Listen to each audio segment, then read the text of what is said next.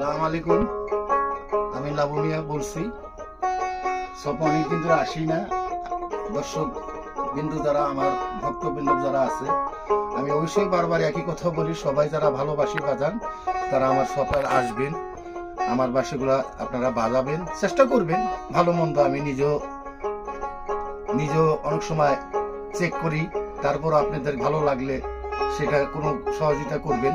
আশা করি দর্শক কিন্তু ভালো থাকবেন। আমি সিলেট একটা আঞ্চলিক একটা গান বাজাচ্ছি, আপনারা শুনবেন। ধন্যবাদ।